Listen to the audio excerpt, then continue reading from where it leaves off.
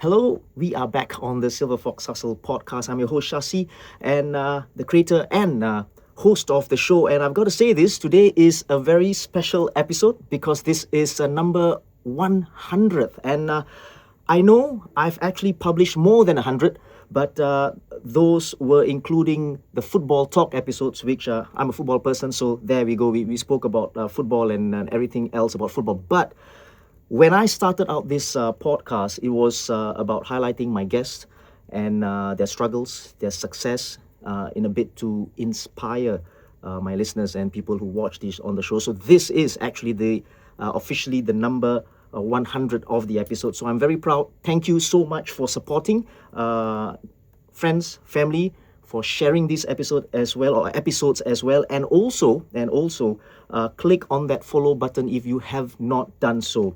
And I've got to say I'm proud of it as well, because as I have to say this, it's been a one-man operation, so very proud of the fact as well. But so thank you for the support. Now, it's the 100th episode, so we've got a very special guest in the house. Now, he is a multiple SEA Games competitor. He competed in 2 Asian Championships. He competed in the Asian Games in 2023. This is going to be a mouthful, by the way.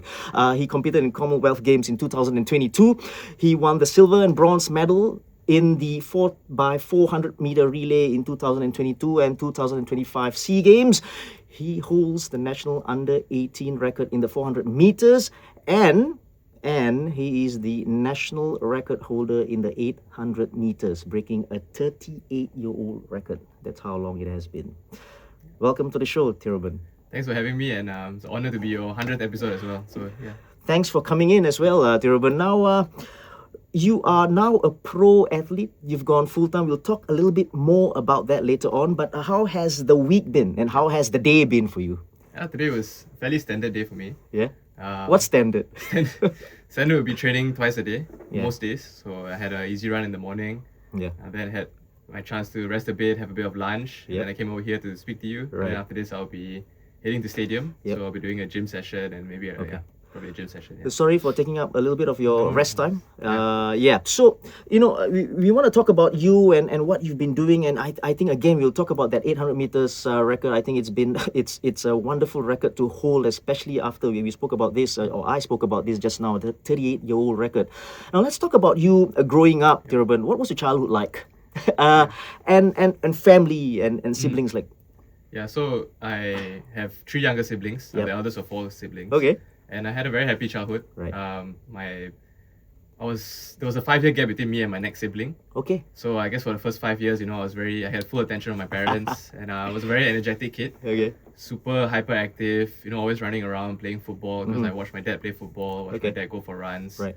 And just constantly asking questions all the time. I think I was and I still am, someone that always likes to. I don't like to do things unless I fully understand what I'm doing, and then so I think I just shot a lot of questions to my parents throughout my whole childhood, and they were very nurturing, and they always had time to answer my little questions here and there. Yeah. You spoke about questioning people, right? In school, were you the ones who always?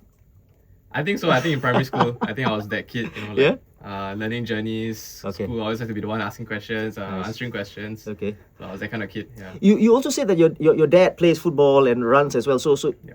Did you or do you think that you got it from him, the genes of being sporty and stuff like that? Oh, 100%. Yeah. I think some of my earliest memories is at Queenstown Stadium. He used to bring me there. He used to just kick the ball around with him, and to this day he's very active. He always signs up for his company runs. Okay. He did all the standard chartered, running 5K, 10K. So I was always there by the side when he played futsal, everything. Okay. So really, my whole childhood was just really playing sports. Do you live around that area, Queenstown? Yeah. Very close to Queenstown Stadium, actually. Is the stadium still there? It's a damn old stadium. Yeah, it's still there, but it's been under renovation for years now. Okay. Supposedly, it should have been already by now. I think hopefully it's in the next month or so. So it's going to be it's just a renovated, but it's going to be still a stadium right there. Still a stadium, but no more track. So from what I know, I think it's just going to be focused on rugby. So it's just going to be artificial turf. Okay. Yeah, a bit sad, but hopefully it's a good place for me to do my morning runs after this. Right. Talk a little bit about your schools, the schools that you attended. Primary school was... so I had 2 primary schools. First was Queenstown Primary, really close to my place. And then after I went to Henry Park Primary School. Okay. And right after that? So right after that, I was in the National Junior College. So it's a 6-year program. Okay. Didn't have to do O levels, straight to A levels. Yeah. You were in the gifted program, yeah? Yeah. So got into that when I was P4. So that's why there was a change in primary school. Right. Okay. Now let's go back a little bit in terms of the CCAs that you did in school. Yeah. Right. What's obviously you're sporty, right? And you spoke about your dad being playing football and running as well. Did you play? Yeah. So actually, I think football will always be my first love. It was what I always wanted to do actually when I was growing up. Even from like 4 or 5 years old, I was training outside, and so primary school naturally I joined football. Yeah. My first primary school, we were not very good at football. I remember our formation, so it's a 9-a-side. Which is Queenstown Primary School. Okay. It was 9-a-side. The formation was 6-1-1. Okay. And I was the one midfielder that just ran around everywhere tackling people. 6-1-1. Yeah. So what does the 6 men at the back do? I They don't know. park the bus. We still consider, I think we lost like 18-0 one game before. Even playing with 6 at the back. Yeah. So I was the one, I was a little kante lah, basically. Right. Just tackling everyone running around. That's interesting because I think you can be a kante because you are fit. I guess so, yeah. Maybe that's how it started. But yeah, very typical Singaporean childhood. Every recess playing football, after school playing football. When I went to Henry Park Primary School, we were a bit better. So I think we were doing well in the zonal, nationals and level. And I was playing, became a right back or centre back. Who were your coaches, by the way? Do you know? Do you remember? Or is it school teacher? School teachers, but there were coaches. I can't say I remember their names. Right. Yeah. Okay. So tell me the truth. Were you good at football? I would say I was a decent standard because I was in the junior sports academy. Okay. So I got through the selection trial. So in like primary 5, primary 6, and I think my batch, I watched them play on TV now. A lot of I think my batch people were like Jacob Marga, Ben Davies. Okay. All these guys were in my training group. Okay. So at that point when I was a kid, I always thought I was going to be a national football player. Yeah, and in fact, I remember that I was thinking, should I go to sports school for football? It was, so I would say I had some decent talent back then at football, yeah.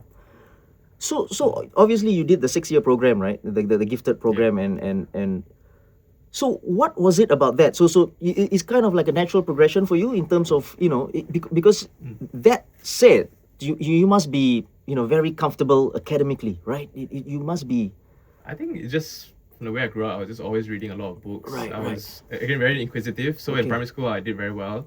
Primary 3 went for that test and then managed to get into the gifted program. So that meant a switch of schools. It was hard to adapt at first, I remember. So because you had to take the gifted program test the entry thing, right? Yeah, I think there's 2 rounds of tests. So I got through that, so I switched schools. But I really, really enjoyed. So primary 4 to primary 6, I was in that program.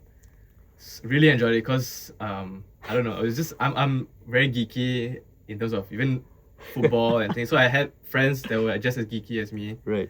And I really just enjoyed being in that environment where I don't know, it got the most out of me. I just want to ask you this, right? Since you are, I don't know, it's just in me, and I'm just thinking of my head, right? With you being, in the gifted program, and you read a lot, and you think, I think you think a lot. Do you think that later on in life you could be a good coach?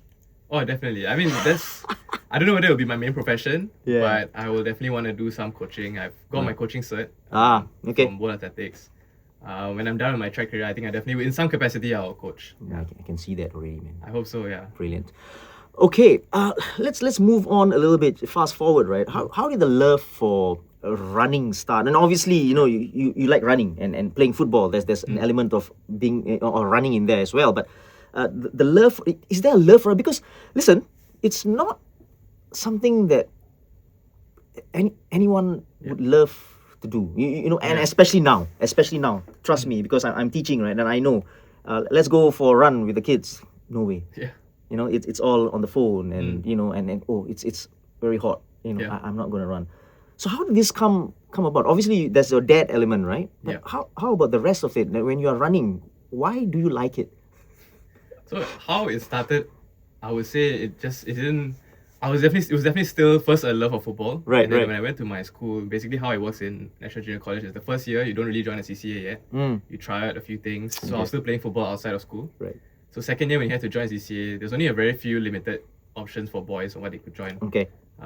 Football was not. We didn't have a football CCA. So then there was this cool road run, which just because I was trying to chase after one of my classmates, we weren't planning to run. We actually just wanted to walk, but he started running, so I just tried to chase after him, and I ended up finishing like first out of all the 13-year-olds. Okay.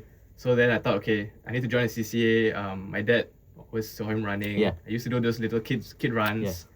So okay, I'll try track and field. So then the end of my secondary 1 year, joined track and field.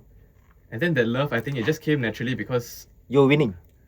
that definitely helps. I can't deny that I saw early success in it. Because within my first year in secondary 2, I had quite immediate success, kept improving. So of course it's like, wow, I'm really achieving. Yeah. Because in football, I guess I really enjoyed it, but I didn't feel like I'm going to be one of the best or anything. In the environment where I was maybe training in, it didn't feel as like motivating to me. Yeah. But when I got into my track and field CCA, I had a really good teacher in charge, and just the environment and just the joy of competing. I just really enjoyed racing actually. Right, and I found a new love. And then I think it just built every year from that. There's two things that I picked up from what you said, right? Number one, there was no football CCA. Yeah. Which probably worked for you, because if not, you would have picked football. But the question leading up to that is, why isn't there football in NJC? So, because I think from... till now, I'm sure. Okay, so there was football in the JC side of things. Okay. Our school is split into two, right. The junior high, so the first secondary one, the sec 4, there wasn't. But actually, I remember that me and my friends, because we were all so much into football, we actually talked to the teachers and said, can we get a CCA? And I think they actually did. Because of what we did. Okay. They actually started it. Okay. But I didn't join in the end because I was already in track and field. So it's still. I mean, it's there now. I hope so. Yeah. Well done, Thiruben. Yeah, I hope so. I like you already, man. I mean, there should be football, man. Right? Yeah. So like what you said, actually the funny thing is, if I had gone to any other school, I probably wouldn't have joined track and field. I think, but I think in a way it worked for you. Definitely, you know what I mean? And then I think that's great. So it was kind of like a cross country kind of thing. Now, did it occur to you, right, at that time? Because you're winning races, obviously. And being first, and obviously that helped, as you said. At that time, did you have a thinking that, okay, it could get serious? And because sometimes there's a line, right? So for you cross that line from working as an employee as to now being a full-time athlete. And also at that time, was there a line like you said, hey, this I'm good at this, maybe I should just go full on athletic, and maybe one day I could be the best? Actually, quite quickly on, yes, I would say. So my first year I did well, won medals. I think towards the end of the season there was this race where the best few Singaporean athletes, we compete with the best few from like Malaysia and Western Australia. Right. So I actually managed to win gold for that race. Okay. The 1500 this was races. At age 14, secondary 2. Yep. So then I think that immediately I was like, oh, actually I just joined this sport and then I'm already achieving a sort of an international medal. Right. So then I was already so going into the next season training for secondary 3, I was already like, wow, I'm gonna really focus on this. And maybe it was just, very hard for me to recount now into why I got serious so fast. Yeah. But maybe it's just my character also. I just really invested into it. Right. I made sure to like rest properly and really look forward to training at the end of the school day. And then in secondary 3, I improved again another step. So I think straight away, if I were to point out, actually, I think in secondary 3 is 2015. Right. And I actually went to the stadium to watch the SEA Games. Okay. So I was there for all the athletics days. I probably sat there the whole time, just watching. And then I remember thinking to myself, oh, actually, I think I can get to this level. Right. I didn't think it would come so quickly. Okay. But I thought, okay, maybe in 10 years' time. This was the one in Singapore, right? In Singapore. Yeah. So actually, that really did inspire me. I didn't expect that I was actually going to go for the next edition right away, 2017. Right. I thought it would come much later, but I think maybe there would be a point where I thought, you know what, I'm going to really be serious into this. And You spoke about, the difference, the football and the athletics thing, right? I think in a way as well, in football, you have kind of like have to depend on other people. Yeah. Because it's a team game, right? Team sport, yeah. But as an individual athlete, right, I think you do or die, right? It's you. And then I think you can create that difference or make that difference. It's you against yourself in a way. And just a little bit before we go on, did you have like any heroes growing up in terms of the distance runners or anything like that? I would say that definitely I loved, just naturally because I love to read. So when I got into running, I started watching all these videos about the world-class runners, learning about just little documentaries, reading up on it. Right. I wouldn't pinpoint and say that I had one idol or anything. Right. But I definitely aspire to like, wow, one day, I want to try to run in the Olympics. I want to try to represent Singapore. Yeah. But I wouldn't say that I had one person. Okay. I just really loved learning about it. How when you say you read and on like these world-class athletes and whatever, right? How far do you go back? Give me a name. Like you would think. Okay. So actually, I also have to thank some of my teachers in charge. Right. Because they really, really inspired. Like they saw that I had the potential. Okay. And then I remember one teacher in Sec 3, he actually gave me a lot of books to Okay. read on running. Right. So he went as far back as like Sebastian Coe. He was in the 80s, you know. So I read about him. I read about Al Garouche in the 90s. So really, again, it's just applying my natural geekiness into everything that I do. So, yeah. Brilliant. You know, you broke records at NSG level, you know, JC level as well, and competed at the international competitions, right? Like the IAAF, World Under-18 Championships, right? And I want to ask you this, because you are from Singapore, and when you go overseas and you start competing, because I think that's where your eyes open up. Yes. You know, tell me about the levels we are speaking about, because you know we're talking about athletics, right? Tell me about the levels we're talking about. Like, how far are we? I think in recent years we make steps. I think especially, you know, with Shanti now being the best in Asia in what she does. But certainly the general discourse, I think, in track and field is to get to the Asian level is tough. And then Asian compared to the world is another huge leap. Yeah. So my first experience representing Singapore in like a proper overseas competition, representing Singapore itself, not Singapore schools, was I think around 16. I was quite lucky to get, the qualifying was a bit low. I went to the Asian juniors, so I was competing against like 19-year-olds. Right. And you were? 16. Okay, wow. Yeah, so definitely like at the back of my heat for the 800, but then that was already like, wow, even in the Asian level, there's a step ahead for me in the next 2-3 years to get to. And then, but I did definitely progress in my set when I was 17. And the JC 1 year, I progressed a lot, and I couldn't have expected that. Right. So actually, when I went for the World Under-18 Championships, in the heats, I was 12th overall, and even got to the semi-final. So then actually, I didn't really have a sense of, wow, I'm so far away from everyone else. Actually, at the age, I was like, oh, actually, I can do this, you know. Right. I'm actually competing against people from Africa, from you know, Europe and everything, and I'm actually beating some of them. Right. So yeah, I always had that. I think that again ignited my dream even further. But you know, 16 and 19 is a big difference, man. You are definitely going to see the difference, right? And that's one, right? But what is it exactly? Is it physique? I'm just comparing between same age, right? 16 against 16-year-olds, right? What is it that we are lacking? And again, this is nothing against Singapore, because we can go on and on about football as well, because we're far ahead, right? But we're just trying to look at the levels, right? So what is it exactly? So I mean, of course, you know, I've been working in association for the past 3 years, so I have definitely thought about this question a lot. Yeah, you read as well about it. I guess over the years I've understood also why this is happening. Why are we not world class? Why are we not Asian? But so many reasons. First of all, there are some genetic factors in play. And genetic is not just about like what you're born with. I think it's also the lifestyle that you're born into. For example, in Kenya, you know, I've this really good book called Running with Kenyans, and then kind of shows why they are so much better than the rest of the world. And it's also due to the fact that they are running as young as possible. They run to school. They live in a high altitude environment. There's these factors that, of course, you can't escape from. But then there's another factor where it has to do with, I guess, the sort of the culture of the sport in the country. And I'm sure it's the same. It's the same for football, I feel also. For example, in Australia, what I've noticed, and I used to study in Australia, I think that from a very young age, kids are exposed to many different sports. Exactly. Yeah, at the age where you're supposed to develop, you know, the window of physical development, they are exposed to such a wide range, and then naturally they're going to be so much more physically talented by the time they reach their teens and everything. So of course in Singapore you don't have such a system in place. Track and field is like sort of the mother of all sports, right? And you have such a wide range of skills that needs to be developed to do it. So yeah, I guess just the way that the development is done from primary school up is maybe not as good as certain countries. That's how I feel. So there's genetics that you can't escape from, but there's also just systems. Like, I mean, in football, you know, you talk about like Iceland and everything. Right. Their culture is there, and so that's why, you know.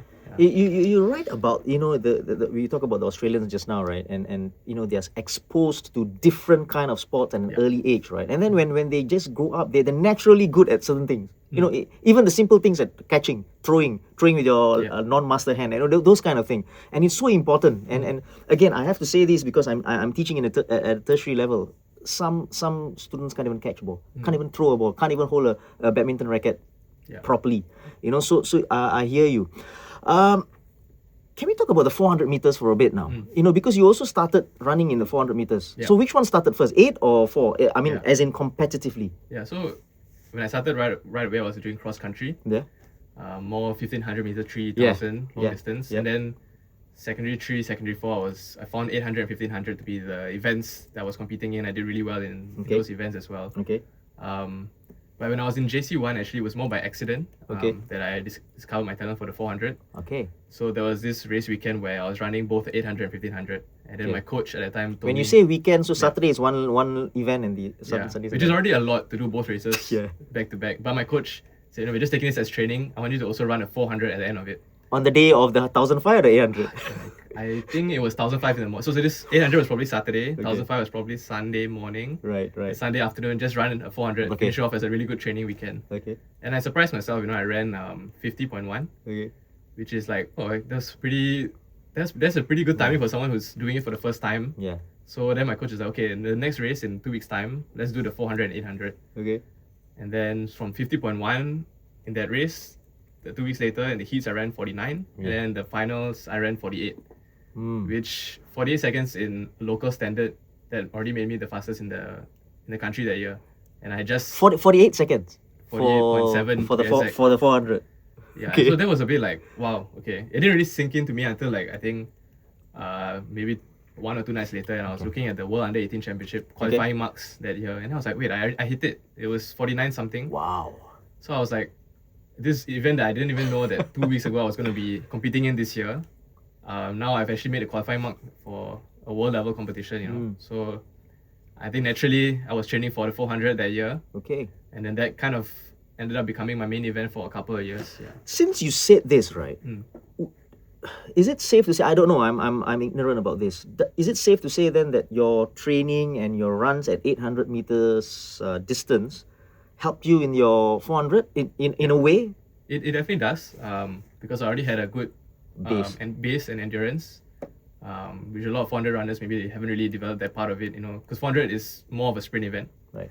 But it was also the way that my coach coached me for the 800. So we didn't neglect the speed part of it. So even when I was training for the 800 and 1500, I was very lucky to have coaches that knew that I still have to work on my speed. So we used to do a lot of short sprints in training, even though that was maybe not the norm was being done in Singapore.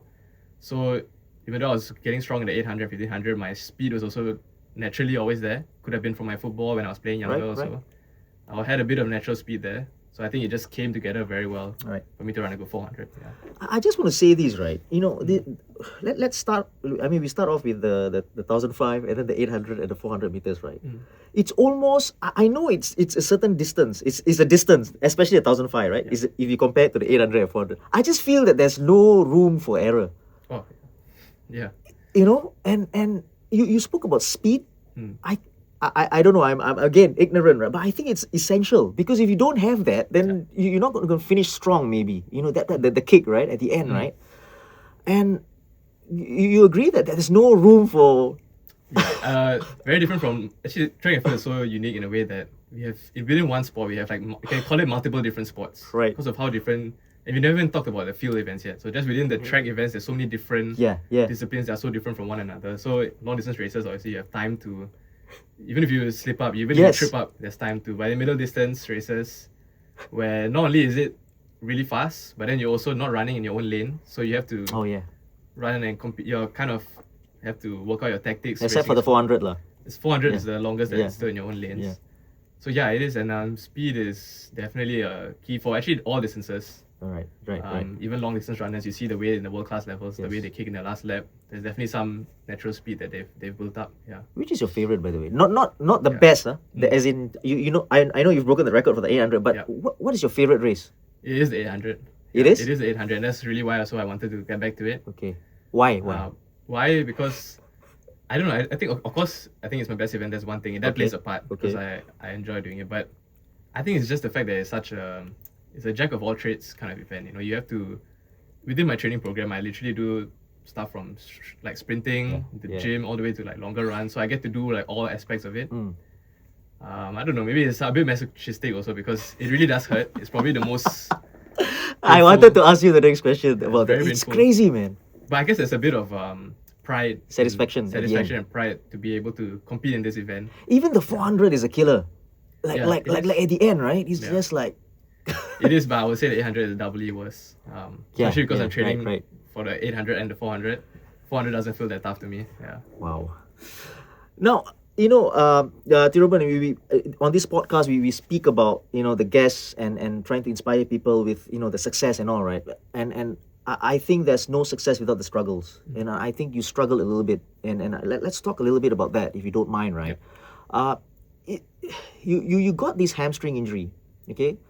And again, I'm just going back to my experience with football and whatever, right? Usually the hamstring injuries comes with speed, generally, okay. And sometimes when I'm speaking to you, I get worried because you read a lot, right? And you're gonna you're gonna say something else. No, but seriously, right? I just get that.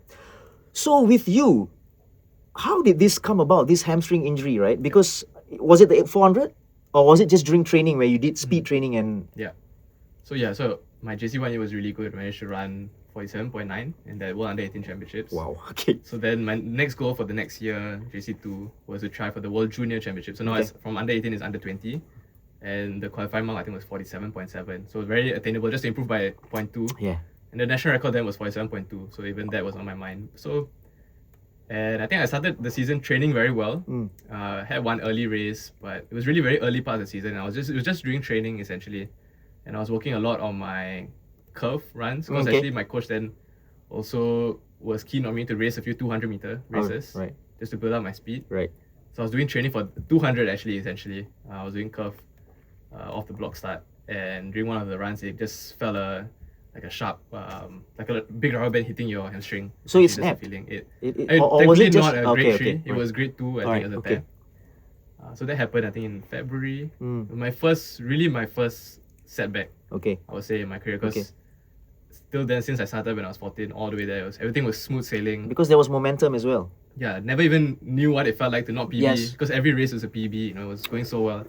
So I think when that happened, definitely, because of the speed. And also I think perhaps my strength and conditioning back then wasn't done as well. In terms of how fast I was improving. Because at that age also, you tend to improve really quickly at that age, Right. But I guess I was improving maybe too quickly for my body to even keep up with how fast my legs were starting to move.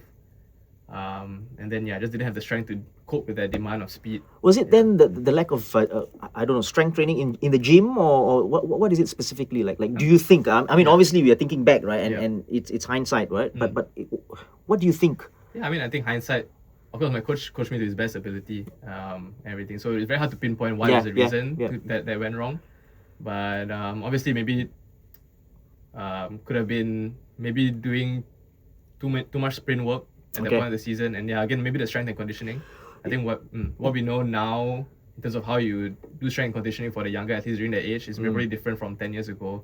Right. So of course, if I was coaching myself back then, I would have tweaked a few things. Right. Yeah, but this is it's got to do with and periodization and stuff like that as well. I think that's important. But for those of you who are into sports, who've been into running, football, whatever, and we all know that when we get a hamstring injury, it's one of those annoying injuries.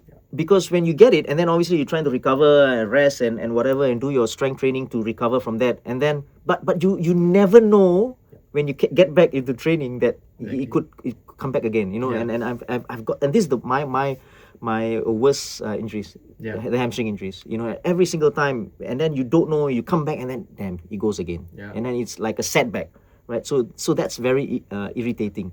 Now this led to a little bit of a problem with you with your A levels and all that. Talk us through that journey. So I think especially that year, beyond the trying to qualify for World Juniors, it's my last year running the National School Games. So even more important for me because I still had like the 400-meter national energy record I didn't break yet, which is well within my capability and all that. So I had a lot of expectation leading up to that year. So then when I got injured, the next like 2 months to NSG, I was just scrambling, trying to do all the kind of treatments and trying to get back, and then I got back too early, kind of had a bit of a setback. So I think that took quite a big toll on my mental health. Actually, I didn't realize it yet at that point. And then there was still an international race, so the Asian Junior Champs, which I ran for the first time when I was 16. Now I qualified again. So I still went for that, but I could just stride through the race. I couldn't really run properly also because of the injury. So I think this was happening in the first half of the year. And then obviously when all this is happening, I kind of was not really studying properly also. And then with the intention that, okay, when I'm done with this, the first half of the year, second half of the year, I can catch up. Because I've always, throughout my whole studying life, I've always been able to catch up really quickly. But I think what I didn't realize is that, when I stopped training, stopped having training after school and everything, right, that whole sense of myself, like sense of self kind of got lost. Because it's a change in lifestyle. It's like I really attached my identity to this sport, and now suddenly I'm not doing it. And then suddenly I'm thinking about how stuff went wrong for me. So it wasn't easy. It wasn't actually, I would say I got quite a bit depressed. And then it's very difficult then to try and force in information and study when you're at the point. So it was very, very tough. And also because I think I lost a bit of, because going into National Junior College is a 6-year program. So I didn't have to do O-level. So I would say that even though I could pick up things really quickly, I didn't really learn the studying habit. Because I was so much into my track and field, and that was all my mind, I never really worried too much about studies because I could just breeze through, right? Yeah, so I didn't really build up that studying skill. The rigor, Which inevitably in A-levels, I think a lot of it is to do with how well you can mark, how well you can just sit down and consume that knowledge. It's not so much about thinking on the spot or being intuitive, right? So I think that didn't play to my strength. So I didn't have that studying skill. And that second half of the year, towards my A-levels, basically just really couldn't study. Yeah, I just couldn't. So did you fail your A-levels? Or? I did. I pretty much failed it. I can't remember my rank points, but it was like, I went to the papers, basically I didn't really know all the content. It was pretty bad. And of course that was also making things worse for me because I'm like, oh my god, the year didn't go well for track. And then after doing so well in my studies for the whole of my life, now I'm gonna basically, I knew I was gonna fail my A-levels. So that was a tough 6 months, I would say. How did you cope with this? Obviously you failed your A-levels, and how did you cope with this after that? Because you had to make a decision then, right? Yeah. So I think definitely I have such a strong support system from my family. So when I did share, my struggles with my mom, my dad, I think they were immediately so supportive. They already told me, you know what, just focus on your mental health. It doesn't really, because my parents never really pushed me to achieve a certain grade or anything like that. So we knew that there's also a possibility for me to retake my A-levels the next year. So I actually even went for therapy sessions, and I think that also helped a lot. Having someone to be able to talk to and structure my thoughts, that really helped a lot also. So going into my NS year, because right away after A-levels end in December, then January I enlist to NS. So of course that's also a bit of a right into another thing. Right. But yeah, actually I really wanted to get a stay out kind of job so that I could maybe start training again and maybe retake my A-levels. And I somehow managed to, by hook or I'm not gonna say that by hook or crook, but I was still PES B1, but I got very lucky in certain ways, managed to get a stay out job vocation. So I was able to retake my A-levels and maybe start a bit of training again. So Nice. And I think that's great that you had help, from family obviously, and from therapy as well. So that's great news. Now let's fast forward, and let's talk about your national record accomplishment. Let's talk about that, right? Let's go back to that record-breaking day. It was May 30th, 2025. Correct, yes. Right? It was the Asian Athletics Championship. Tell us the story now. Was it going into that race, you felt confident? Did you really, or not did you really, was that the goal? Like I'm going for a record. I think it was a goal. So I started training for 800 meter again in June 2024. So that was after about 7 years of not running the event, 6 to 7 years not running the event and only focusing on the 400. So I went back to switch coaches. Right. Started my new training group in Oldham Athletics under Coach Kyril. So that was a kind of one of our goals we had for the first 1 year, 1.5 years of me running the 800 meters. Was not really so much about trying to max out what I can achieve, but it's more about, first of all, being robust injury-wise, fixing all these little stuff that just kept recurring for me injury-wise, and then just to get a feel of the event. But we did feel like even within the first year, we can have a crack at the national record. So that was the goal. And we did also set aside Asian Championships. Maybe is where I'm going to go below 150. Brilliant. So is Coach Kai still your coach? Yeah, he is my coach. So Coach Kai was actually my teammate in my first SEA Games in 2017. He was in the 4x1 team. Right. And in fact, during COVID, when I went for the coaching course to get my World Athletics Level 1 cert, he was also in the same coaching cohort as me. Right. So I knew him as a friend before anything. Beautiful. And when I joined up with him, I think was also because I knew that there's a chance where we can kind of collaborate on my training rather than me just taking instructions. Because again, that doesn't really work for me where I'm just blindly taking instructions from someone. I need to also have a say in my training. So I think it was a very collaborative effort to us to work with this. Shout out to Coach Kai, because I know Coach Kai because he was an adjunct lecturer with IT as well. So yes. that's how I know him. So well done to Coach Kai as well.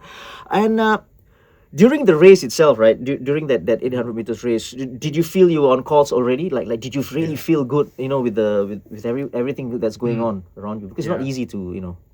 Yeah, I think the feeling was just there. I think some athletes will know what I'm talking about. And some days you're just in the zone. Everything just felt great that day. When I was warming up. At first, there's a usual bit of nerves. But once I actually got going in my warm up, I felt like, wow, I'm actually feeling really good today. And then the weather also was just perfect. I think it was as ideal as you want it to be. You don't want wind, and it was like there was not much wind. Right. What time of the day was this? It was in the evening. Which again also is my favorite time to run. And where was this again? Sorry. In Korea. Korea, right? Okay. Korea. So it was about 5 p.m. maybe. So everything was perfect. The weather was like 22, 23 degrees. Nice. Just nice sunset, everything. And then when we were waiting to go into the track, I was seeing the earlier heats, and the timings for, I think the heat before me was super fast. Okay. So then sometimes you just get this feeling where it's like, today is the day where everyone's going to run fast. And so when I started the race, everything, I think once the gun went off, it was just kind of just in the zone, just kind of floating through and running splits that I never did before in a race. Brilliant.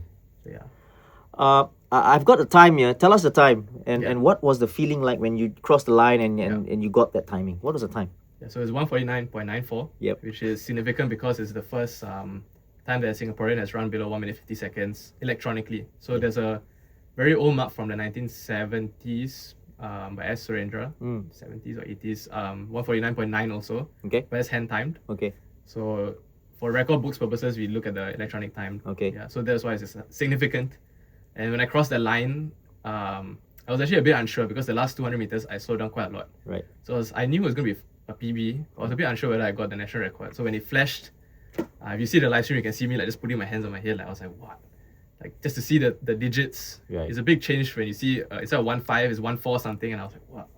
It just hit me in a moment. I was like, wow. I actually did it, and I turned to the crowd. I saw my coaches going crazy, and everyone just, it was an amazing moment. Must have been a brilliant evening and night as well. And for dummies like me, right? What's the difference between electronically timed and hand timed? Obviously, as the word suggests, it's hand timed. Yeah. But what are the differences? Why do you take records from the electronically timed one? Yeah. So I think before we had this photo finish system, which gives you the exact timing that you've run down to the 1,000th of seconds, right? 3 decimal points, in fact. And then before that was just hand timed. Okay. And so with hand timing, there's a bit of a human error element. Okay. So usually hand timing is about, so let's say the previous record was 1:49.9. If you ran it electronically, usually it's about 1:50.1 or 1:50.2. Okay. There's a bit of a... Okay. Yeah, so then ever since electronic timing comes into play in the, I think, 80s, 90s onward, it's very common already. So that's what's being used for records. Right. So did you party that night in Korea? I didn't. I actually didn't party. Come on, Thiruben. Funnily enough, what I did that night was actually writing my own national record report for my job because, And as in what? As in on IG? What report are you talking about? Yeah, so because of my job. Yes. Back then my job was to do marketing and sponsorships for Singapore Athletics. So I managed the social media pages, and something that I started doing was for every national record that's broken by athletes, I'm the one who actually interviews them, writes the report for them. Okay. So I was still kind of working actually when I was in Asian Championships. So you basically interviewed yourself, lah? Yeah, of course. There were interviews from like Straits Times and all that that night, but I also immediately wanted to. I was so happy to be able to say that I can actually write my own record post. So I saw that post where you said that you actually did it for yourself this time around, right? Yeah. It's a brilliant post. Yeah. Well, again, I have to say congratulations again, and I think this will fuel you to better things, and I think that will do you good, right? Yeah. Again, you spoke about this, and it's a good segue, right? Yeah. Marketing and sponsorships. Yeah. So you started working at SA. When was this? So I started working in Singapore Athletics in 2023 January. So it's a full-time job. I started off, actually, it was during my last 6 months of my university. Okay. I needed to have an internship. Okay. To finish it off. So then just made sense. I was back in Singapore from Melbourne. So there was an intern role available to do marketing. So I joined. Right. And the moment I was done with my university, I straight away converted it to a full-time role. So 2023 until I left This year was exactly 3 years, basically. So what were your roles specifically? If Yeah. we talk, you are a marketing and sponsorship executive, right? Yeah. So role-wise, what did you do specifically? Yeah, so I was the first person in our association's history to even have this role. Okay. So basically, the marketing side of it is running the social media. You're the first person. Yeah, we didn't have anyone doing specifically marketing or specifically working on sponsors. Okay. Yeah. So why did they open this up? Like how? I guess the general manager back then, and I'm not sure why they opened it up, but I guess there was obviously A need for it. a need for it because in this day and age, right? Associations they need the social media to reach out to shout out their athletes' achievements. Okay. So then it just made so much sense for me naturally. So the marketing side of it is basically running the social media. Yeah. So I did everything from like the graphic design to writing the captions, everything. So social media serves many functions, right? The basic one is to give announcements, registration for events. But then what I did was to also use it as a platform to showcase the athletes, their personality, their achievements, everything. So that was what I was managing. And then the sponsorship side of it was essentially growing the number of sponsors that we had as an association. Okay. So when I joined, we only had about 4 sponsors, and by the time I left, we have about 11. Yeah, so I was a person that kind of liaises with the sponsors, essentially managing their accounts. Yeah. Yeah. I gotta say, from what you said and from what I've got here as well, right? In terms of the numbers, okay, people like to talk about numbers and stats and whatever, right? You were a success. I would like to think so. Wait, let me see. IG from 4,000 followers to 13.1k. Yeah. And this 13.1k is at the last count because I checked it last night. Yeah. I think it was 13.1k roughly, right? It should be that. Yes, that's brilliant, right? Sponsorships as well. You said now it's what, 11? Should be 11, yeah. From 4. So you are a success. Now I want to talk about this, right? You spoke about that. Talking about the athletes, their personalities. I think that's the word you use, right? Do you think this is important? Because I feel personally it is so important, not only at or in athletics, right? I'm talking about across all sports, across all whatever industry, right? I think at the moment we can't run away from that. Yeah. Do you think that's very important? Super important. I think it's like, how are you gonna, if you want to garner more support for the sport, if you want to garner fans to follow and support the athletes, I think first of all you need to know who the athletes are on a human level beyond just their achievements, because the stats, the numbers, you can just search it up. You find out what the timing the person has run. But I think what I tried to do was also highlight their stories, highlight what it took for them to get to the national record. A bit more about their, what their feelings were when they broke the record, that kind of thing. And I think it did have an impact. In that, obviously the fans were able to understand better who our national athletes are. And they are more invested in the success of the athletes. So this is not just about athletics, of course, all the sports. If you want to really get Singaporeans on your side, to follow your stories and, build their national pride when you see your athletes compete. And then that, of course, it builds into a lot of other things to improve the sport.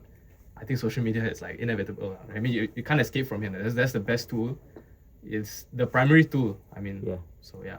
It's brilliant because it's also about telling the athlete's story. You talk about successes and all. And again, if there wasn't any SM, social media and whatever, people might not even know about you. Yes, they can read from the papers that, okay, yes, you've broken the record. And after that's it dead, right? Yeah. Because there's no IG, there's no Facebook and whatever. So I think that's very important. There's something that you said, and I want to just quote this. The only thing stopping people from pursuing a sporting career in Singapore is because they don't have the opportunity to earn from it. You want to speak about this as well? I mean, again, nowadays, all sports becoming increasingly more competitive, right, all over the world. People are taking it more seriously. It's no longer just some hobby or something that you do on the side. Yeah. So naturally, if you want for Singaporeans to take the next step, we have examples. We have Shanti went full time with the support of a spec scholarship, and then later on her sponsors. She's able to do that, and you can see when you're a professional athlete the difference it makes in your performance. Yeah. When you're dedicating all your time and your energy towards your sport. But yeah, and naturally in Singapore, the way everyone is well educated, everyone has a job, a well-paying job. Most of us have a well-paying job or industry that we can go into right after this. So why would you want to would you want to leave that on hold when you do sports where most sports are at amateur level? Yep. In football you can join athlete clubs, you can earn a salary from there. But in track and field, there's no salary earning mechanism in play. So I think there's definitely steps being taken now, more by like corporate partners and also from funding from Sports SG to give you these scholarships and everything. So hopefully, more people are seeing it as a viable way to make a living. Yeah. I think another point that I want to add on to that as well. Yeah, you spoke about the salary for professional athletes, right, coming in, and you just spoke about the S League. Now obviously it's called the SPL, right? But it's not only that, it has to be substantial as well. Yeah. I think that's very important. You can't be you can't attract someone, a youngster, into professional athletics, for example, and pay him 1,500 every month. Yeah. It's not going to work. Anywhere in the world, it's not going to work. Yeah. Right? So I think that's important, and I just want to add on to that. Well done. Which goes to my next discussion point with you, right? You quit your job recently, which was a month back. Sorry, yeah. Pretty much. Pretty much so, right? After 3 years?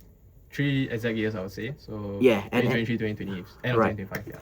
So tell me exactly what are the reasons. I think you spoke a little bit about that just now with Shanti and all, right? So what are the main reasons for going pro?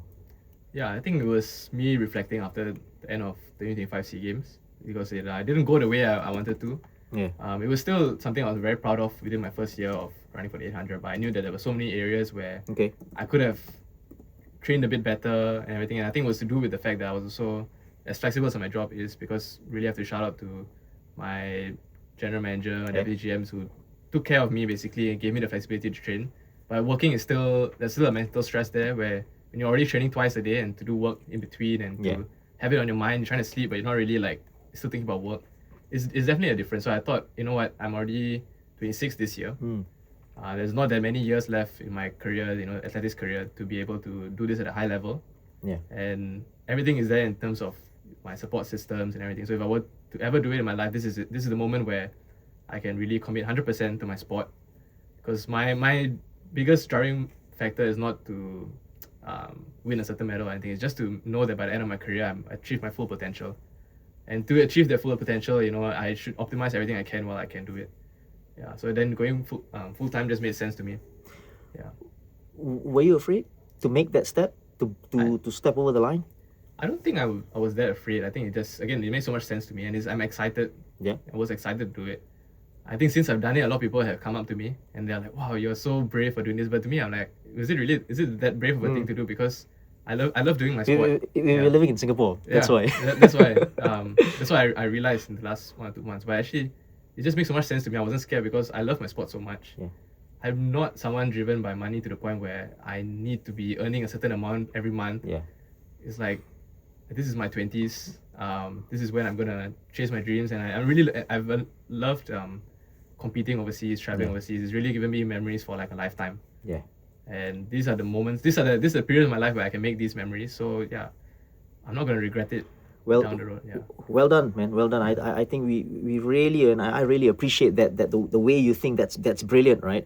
I just want to ask you about this, right? And obviously, in the past few months after the SEA Games, there were criticism of athletics, the sport in general, right? And this phrase came about, obviously, from where, bringing knives to the gunfight and then that kind of thing. Did you think the criticism was unjust, unfair? Yeah, I didn't really look at it as criticism. I think just today I was reading the article that our Singapore Athletics president, I was in the Straits Times today, and he was saying how it's actually just if anything, it's a compliment that athletics has now gotten to a certain level where more can be expected of us. Okay. Because we are consistently now achieving a couple of medals, 9 to 12 medals every SEA Games. So yeah, I think it was actually a good push for us as a sport to, now let's take it to the next level. Because we as a sport are big enough to now invite even more sponsors on board to even, I think what this batch of athletes have done, people like Shanti has shown the younger batches that, hey, we can actually be Asian level, we can compete at this high level. So if anything, I think that comment is just a bigger push for the whole fraternity, and I think in the next 5-10 years we're going to grow even more. I think Shanti has done very well as well. I think she's been brilliant, obviously with the struggles and all, right? So she's been brilliant as well. So since you've gone full time, what's your typical day like? So again, training twice a day most days. Okay. So I think one thing quite interesting is I've changed my we call it a training microcycle. Okay. It's the smallest, like a training block. Yeah. And it used to be just 7 days. So Monday to Saturday train, Sunday rest day. Okay. But now that I don't really have to structure my life around working hours, working like days of weekdays, weekends, doesn't really make, weekdays and weekends are the same to me now, which is awesome. So I'm actually training on like a 2-week block. So I train for 12 days and then I have a full weekend off. Okay. Yeah, 12 days, 2 days off. And that's a lot closer to what elite professional athletes train. And these 12 days, you train twice a day? Most days. So within the 12 days, there are days which are like hard, days where I'm kind of medium, and then low days where it's more recovery focused. Okay. So that's 24 sessions in those 12 days? I think it comes up to about 20 sessions. So some days, the easier days are just one session. Yeah, so about 20 days. But of course, there's a whole range of what I'm doing. Okay. So for the 800 meters, I have really easy runs, which are like really for recovery. I have kind of steadier runs. I have all my track work at race pace. I have sprints. I have gym work. So it's a whole range. Yeah. Yeah, I just chuckled there just because you spoke about easy runs before when we came on, and I was telling you it's relative. Like what's easy to you isn't easy for someone else, right?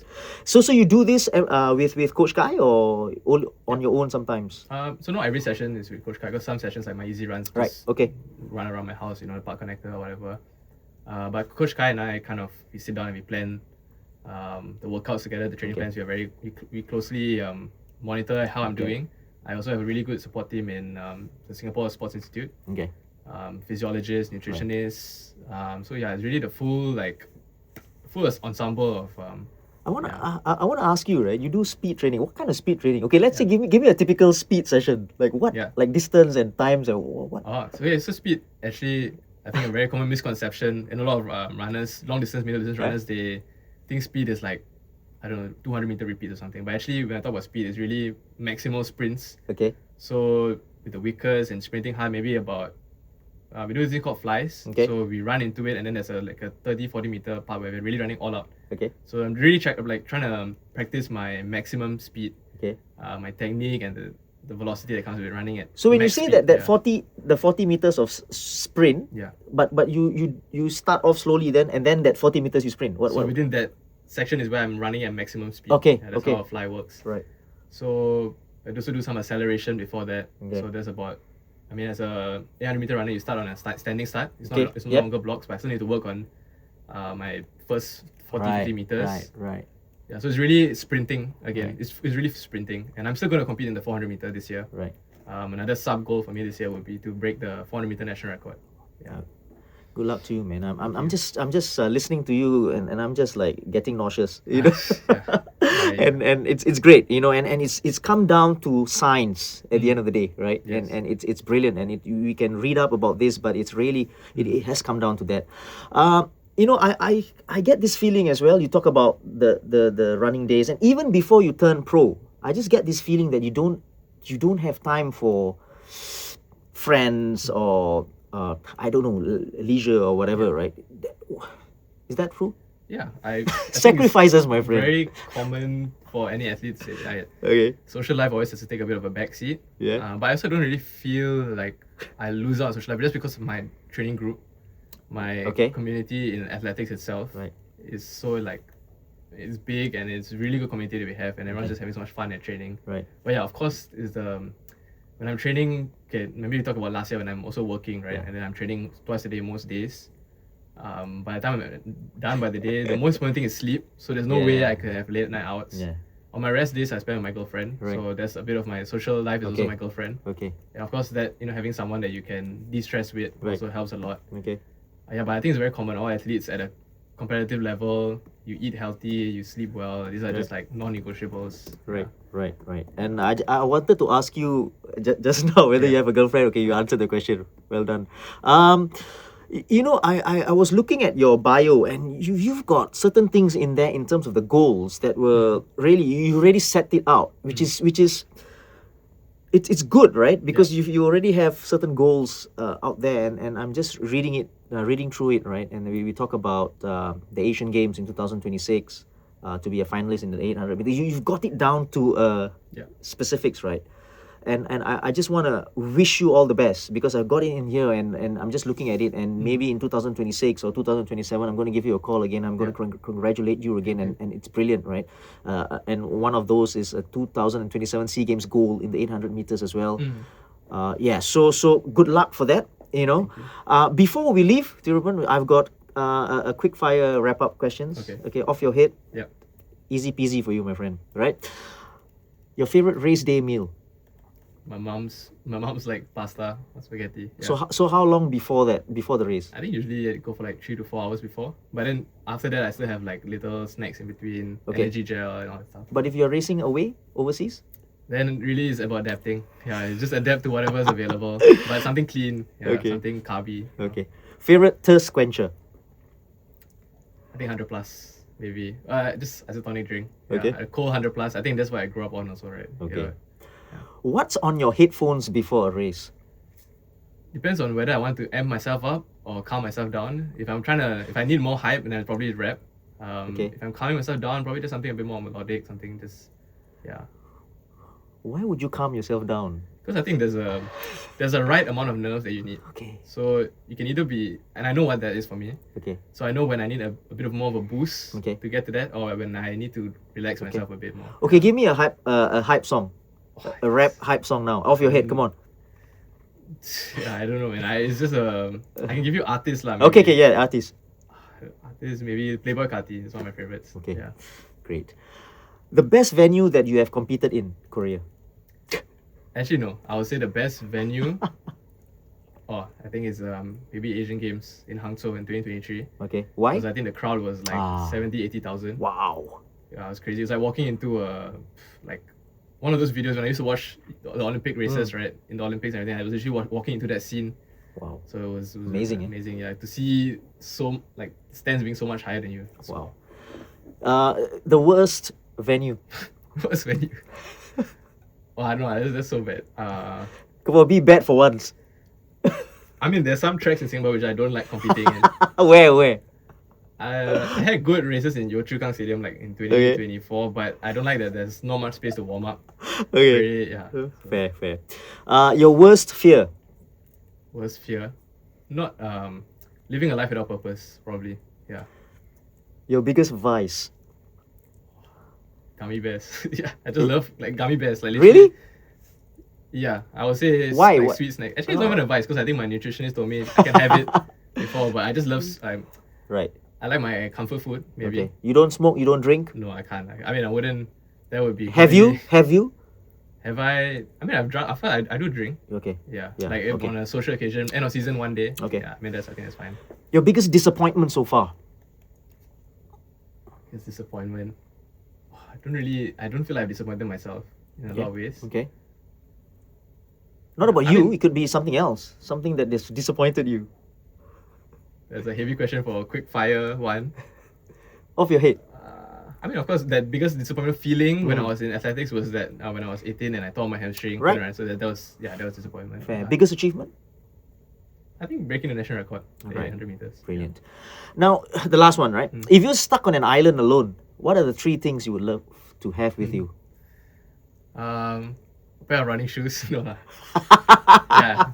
I think a pair of running shoes. Okay. I could run barefoot, but I think running, I have to be still active in running. Okay. A football. Okay. Because I love kicking ball and I miss playing football. Oh, great. And yeah, I guess music. I think I would also be so hard to live without music. Yeah. Hey, I just wanted to ask you. You are not allowed to play football, right? It's not that actually, I guess I'm not allowed to. But there's just no way for me to play football. Don't, man. I can't. Actually, in fact, so at the end of every season, we organize like a small futsal match between the thing. And even from playing that one time, right, because my body is so adapted now to moving, not moving laterally, moving in a straight line. Yes. So once I start trying to play laterally, right, it causes my adductors, everything. It's just not a good idea for me now. Yeah. Sadly. Yeah. Please don't as well, right? Yeah. And just going back to your answer, right, the barefoot thing, right? What do you think about barefoot running, by the way? I see some people doing it. Right? Is it good? Is it bad? What? I think if it's a good surface to do it on, I think barefoot running, especially on grass, is actually quite therapeutic. It's quite and actually when you'll notice when you run barefoot, you actually run with really good form because your body already has the instinctive. So shoes kind of mask our form. But I think obviously not gonna run barefoot on the roads or anything like. But it's like that there's this grounding effect, right? There is, yeah. I think I read about that. Yeah. Yeah, brilliant. Thiruben, before we leave, right, is there any message for any young athletes out there who have been in your situation before, maybe 14, 15, 16, trying to make the grade, or even at JC level, or even, trying to make it in life in terms of, that sporting part? Any message for them? I think the main thing that has helped me in my career so far is really is the having faith in yourself. Yeah. I think from a young age, I realized, wait, I can achieve these things. I never really doubted it. That self-doubt, once you clear that in your head, once you realize that actually a lot of sport and a lot of life is just your mental, how you approach things, especially at a young age when you're like, your brain can literally change, right, for what you think. So if you think in a very positive way, you think you can achieve it, you're most likely going to get close or going to achieve it. So don't put yourself down. Don't see any limits, I guess. Yeah. Well, I said episode 100 will be a great one. It has been a great one. Thiruben, thank you for, sharing this studio with me today. It's been a great chat, a great conversation with you, and I wish you all the best in the coming years, and hopefully you achieve what you set out to be or to do in the near future, right? Thank you so much. Thanks for having me. It's very fun, and I'm glad to be your 100th episode. Yeah. Great. And like I said, this has been episode number 100. Thanks for being here, for watching, for tuning in, and don't forget, click on that follow button. We are out everywhere: YouTube, Spotify, Apple Podcasts, your usual podcast platforms. Till the next time, we see you again. Cheers.